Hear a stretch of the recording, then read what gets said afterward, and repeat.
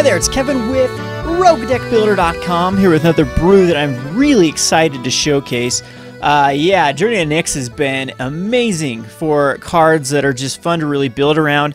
Again, the only problem I have right now is Standard is very hostile with the variety of decks that you go up against are very, very different from one another. So it's really hard to build a deck that's good against all three of, I would say, the top three decks right now being played, which is Burn, and Esper Control, and Mono Black Devotion. So Mono Black Devotion likes to 1-for-1 and put out significant threats. They like to disrupt your hand, 1-for-1 you, and then put out like a big finisher through Desecration Demon, or just getting a lot of Gray Merchants through card advantage to kill you off that way. So of course, to beat Mono Black, you like to have threats that either you want to be a deck that can top deck very well, as you know, they'll run out of disruption late game, or you want to be able to control them.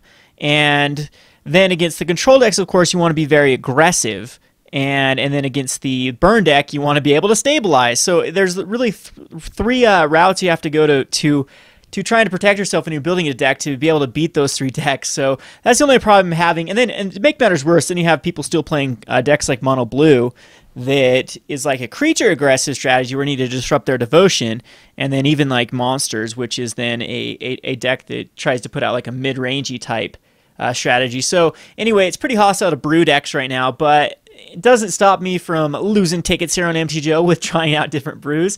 And this one is Disciple of Deceit. That's the card that I've chosen to brew around. I was up until 1 in the morning last night over at the game store. We were actually taking a look at this card. I can't remember what we were looking for, what uncommon out of Journey of Nyx we were looking for to sell to someone. And I came across this card, and I'd never really read it before. I'm like, wow.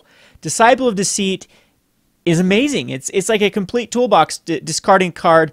It kind of feels like Birthing Pod in a way. Of course, it's a lot less powerful than Birthing Pod because you can abuse the crap out of Birthing Pod. But I mean, if like Madness came back into the format, like if the Nyx had Madness, this Disciple of Deceit would actually be really good, because its Inspired trigger says when it becomes untapped, you may discard a non-land card and search for a card with the same converted mana cost as that card. So our deck is going to revolve around 2. And there's a few ones in here. Like I've tried heavier ones with like Thoughtseizes and whatnot, but it's really hard to because Thoughtseize is a great card to ditch late game. So this is going to really stick around 2 drops in Inspired and Heroic, because an awesome 2-drop that actually taps and untaps and also works with Heroic as Hidden Strings. So we're going to be able to toolbox into theoretically whatever answer that our deck can provide. And so it's a 4-color deck. With Springleaf Drums, it's not that hard to be able to cast all the colors. Plus, we are very, very, very slightly splashing for green and for red. So we're going to go pretty low on those. And then we have access to Mana Confluence. I'm going to just run 2 Mana Confluences. I do need to add the lands in. It will be 21 lands when we do this. But anywho, so Disciple of Deceit can discard creatures later game. We actually even have a 1 of Immortal Servitude to get all our creatures back. But the whole theory of this is Young Pyromancer is going to create value. You're going to tutor up lots of Young Pyromancers in the Hidden Strings combo. Time can be a finisher by sacrificing 1/1s. You can Curious Follower to kind of abuse the Inspired trigger. Sigil Starfish to scry off the top to make sure that you get something with Painseer that doesn't kill you. And then we have, just like I said, just a bunch of 1-ofs that you can tutor for, like Brain Maggot and Sigil Starfish, Curious Follower, Time. And then as far as spells are concerned, just a bunch of 1-ofs. So like Dimir Charm, it's pretty good because it can counter a sorcery spell, destroy a creature with power 2 or less, or disrupt opponents. You know, if they scry something on top, you can actually look at the top 3 cards of target player's library and put one of them back and the rest in that player's graveyard. So theoretically, you can actually do that to your own library too, if you want to set up like a good draw with the Painseer, or like a land on top and get rid of higher casting costs. So Painseer shouldn't be hitting for very hard here. You know, there's a bunch of 3 mana casting cost stuff, but that's as high as you go. You're basically going to hit for 2 with Painseer and nothing more. Then we have Strionic Resonator. I thought I'd try it out since it is a 2-drop that you can tutor. It works with Disciple Deceit. That is a triggered ability. So is Painseer. That is a triggered ability. Heroic is a triggered ability, and we do have Heroic cards. Young Pyromancer is a triggered ability, and as well as all our opponents' triggered abilities. Now, I'm not sure if Hidden Strings activation is a triggered ability either, because the cipher does read whenever this creature deals combat damage, its control may cast a copy of the encoded card. So I believe that Psionic Resonator can actually work with hidden strings. That I'm not going to be 100% be able to verify that, but I'm thinking that it does work. So anywho, I thought I'd give it a try. Now we've got Dreadbore as just our overall removal. We have more in the sideboard in case we need to pack more. We have Crypsis, which untaps a creature, which is great with the Inspired plus the Heroic. We have a Cyclonic Rift, which can return an online permanent you don't control. You have Simic Charm, which can bounce a creature, give your stuff hexproof, or give a creature +3/+3. So very versatile. And then we have these cards are very, very awesome because it's turn and burn.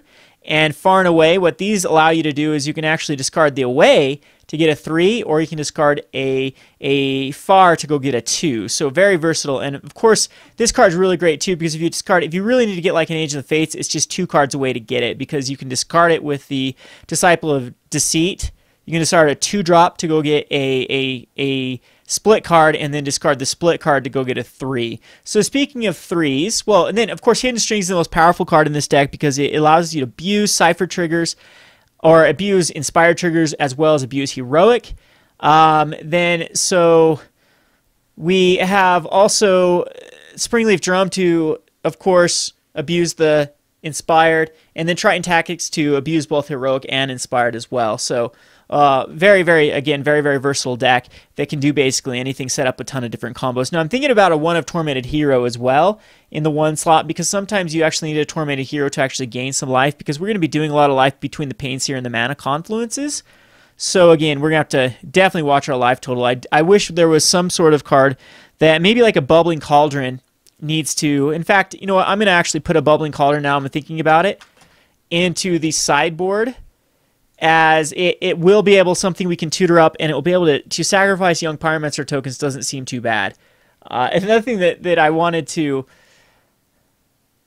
maybe put in here is like a Catch Release, because you could actually use that with Bubbling Cauldron, but at that point I think we're getting a bit greedy. So I'm going to put a 1 of Bubbling Cauldron. We're going to get rid of like maybe an Almond Speaker out of the sideboard, because I did want to have kind of this Perforos Almond Speaker. Again, we'll have to, this is going to take a ton of testing to see exactly what the best cards are, and that's what this deck is trying to do right off the bat, is to find out what cards we're searching for the most, and then we can adjust accordingly. So anyway, so I guess this will make our life a lot easier to deal with. So Pain Seers won't be killing us if we have, the Bubbling Cauldron. Again, I might be able to just Bubbling Cauldron in the main board and see if that's actually a good fit or not. So anyway, we have the 3-drops in that, of course, like I said, you can get with the Turn and Burns. We have a 1 of Immortal Servitude at 20 creatures. It doesn't get back that many, especially when 4 of them are in the, so it's more like 16 creatures.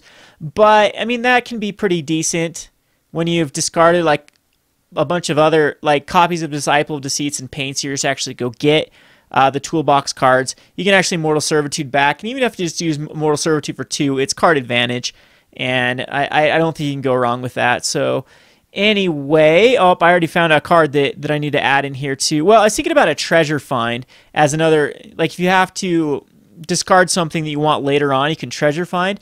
So maybe we will mess around with Treasure Find. I don't know what I'd put in its place. Again, I had it in here at the start, then I cut it. So maybe Treasure Find can be cut for the Omen Speakers. I wanted to put in for the aggressive matchups as a way to stabilize, but maybe I just don't need them. I'm going to return another Omen Speaker, and we're going to try a Treasure Find. And again, that's really making our Perforos Immortal Servitude combo look kind of weak. So I mean, I could actually get rid of the secondary Immortal Servitude. I think that's better, and we can actually go back up an Omen Speaker, and then, because Treasure Find kind of acts as that second Immortal Servitude, we tutor up the Treasure Find, get back the Immortal Servitude from the graveyard. So a few other cards I've thought about is like Unravel the Ether, as that it gives us a way to actually deal with gods or enchantments like the Detention Sphere. But Golgari Charm can actually get rid of Detention Spheres, and I thought about Rakdos Charm against any sort of dredge decks, or I didn't want to go for the Ooze, Scavenging Ooze, because it's just too hard to really utilize the Scavenging Ooze. I thought about Lot Literal with Immortal Servitude. I mean, you can actually discard cards, put +1/+1, but it just seemed very awkward. But anyway, there's more of the 1/3s in here in the sideboard in case we need more of them. I mean, they're far and away and Turn and Bird are just very versatile cards to begin with. And of course, they're the way that you actually go get your, I guess what you'd call finishers. And what our finishers are is whichever one we need, whether it be Daring Thief to switch Young Pyromancer's tokens with, if it works. So far, it hasn't been working on MTGO. To switch with our opponent's bigger creatures, whether it be Siren of the Silent Song to make our opponents discard a card, and we can do this during the draw step with Kiyora's Follower. Or if we do Triton Fortune Hunter, draw more cards, or Agent of the Fates, or Immortal Servitude. Another thing I thought about is Ashiok. And again, I might try an Ashiok. I thought about Ral Zarek, but Ral Zarek, of course, is the wrong. And, you know, Ashiok, I think, needs to come in the sideboard. Sorry, I'm all over the place here, but at least you're going to see, like, what it is to brew. And, again, this Alma Speaker is going to go bye-bye. So we have an Ashiok now on the sideboard that, against certain decks, it might be good just to go get an Ashiok as the finisher. And yeah, so again, this is just kind of a toolbox. I'm expecting it to work kind of like Pod. Of course, not as powerful as Pod, but we'll see how it works. I hope you guys enjoy this because I had a lot of fun playing this last night. I didn't get to test it much because we were just trying to think of every card in the entire world that would work in this deck. But let's go ahead and add the mana here. I'm going to add some Mana Confluences, just 2 of them. I think I had his own 2 of them to begin with. So yeah, we'll put 2 of them in here. I'm going to put in, so that adds, I think that's 6 sources for green. I don't think, I'm going to put up 1 Temple of probably either Malady, if I have any Maladies, or I don't have any Maladies. So we can just go for Mystery right now. We're just going to play a 1 of Temple of Mystery. And don't need Temple of Plenty, don't need Temple of Silence or Temple of Triumph. So the temples that we do need, Temple of Abandon I could use too, but I think Deceit, all 4 of these, Deceit is our most powerful one. And we don't need Enlightenment. We'll do an Epiphany. So that way we have our blue sources to go get black, and then we'll do 2 of the Malices maybe. So, I mean, what is our most important card? It looks like blue and black. So 1 of Temple of Malice as well. 1, 2, 3, 4, 5, 6, 7. On the Scrylands, 9. Maybe we want to go... Yeah, we don't want to go too heavy on the Scry. I think 7's fine. We'll try that from now because it leaves us 12 for the 12 Shocklands. Even though I'm a little weary running 12 Shocklands. So right off the bat, the best card, of course, is Watery Grave. That one we're going to use 4 of. So we're going to add 4 Watery Graves. And then a Steam Vents. Again, let's do a lot of 1-ofs. A Steam Vents is a 1-of. A Breeding Pool is a 1-of. And then we have Black Red, which would be the Blood Crypt, which is a 1-of. And black, maybe black green, or do we have enough green? So since we'll do, instead of the Breeding Pool, we'll actually do a black green, which is an Overgrown Tomb. 1, 2, 3, 4, 5, 6, 7. So we'll do 7 Scry and 7 Shock, and then we can just do Island times 1 or 2.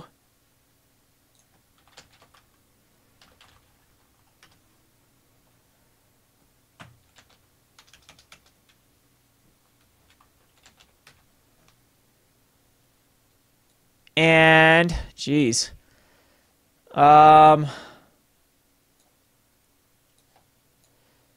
Few islands.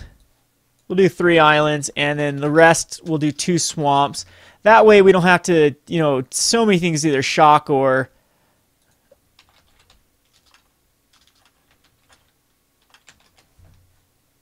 deal excessive damage to us. And again, we can even adjust to that if we are getting a little bit mana messed up with the mana. But I think I'm gonna save this here, and we are going to save it as, this is going to be Disciple. Disciple of what? Disciple of Drums? Disciple of Drums is what I'm going to call this deck. And we'll play some matchups here. This has been Kevin with Roguedeckbuilder.com. I hope you love this deck. Let's see how well it works. Thanks for watching.